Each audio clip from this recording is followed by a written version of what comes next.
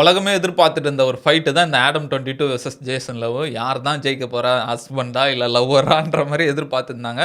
இப்ப இந்த ஃபைட் முடிஞ்சிருக்கு.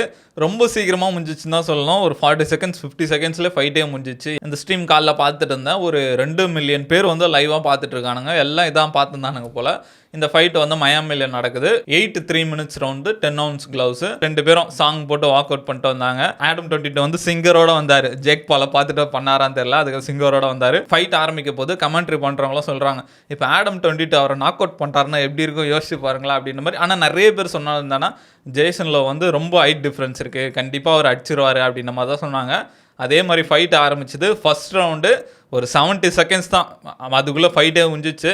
அவர் எடுத்தோடனே சும்மா இப்படி 2 பேரும் நின்றுட்டு இருந்தாங்க. அதுக்கப்புறம் பார்த்தா ஜெய்சன்லாம் போட்டு புரட்டி எடுக்க ஆரம்பிச்சாரு. அடி அடின்னு அடிக்கிறாரு. ஒரு வாட்டி நாக் டவுன் ஆனார். அப்படி உட்காந்தாரு. அதுக்கப்புறம் ரெஃப்ரி வந்து கவுண்ட் பண்ணாங்க 10 கவுண்ட்ஸ். அதுக்கப்புறம் எழுந்துட்டாரு. அதுக்கப்புறம் லைட்டாக 2 வாட்டி தான் அடிச்சாரு. அதுக்கப்புறம் மறுபடியும் உட்காந்துட்டாரு.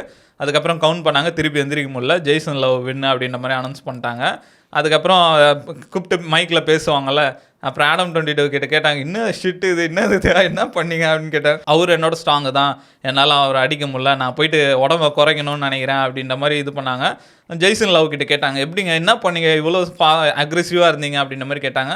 இல்லை, என் கேம்பில் இதான் பண்ண சொன்னாங்க, எடுத்தோடனே அடிக்க ஆரம்பிச்சிருந்தாங்க, அதை தான் நான் பண்ணேன் அப்படின்ற மாதிரி சொன்னாங்க. 2 பேரும் பேசியிருந்தாங்க. அப்புறம் லீனா அவங்களை கூப்பிட்டாங்க, வாங்க வாங்க மேலே வாங்கன்னாங்க. நீங்கள் என்ன நினைக்கிறீங்க, ஜெய்சன் லவ் வின் பண்ணியிருக்காரு, அதை பற்றி என்ன நினைக்கிறீங்கன்னு கேட்குறேன்.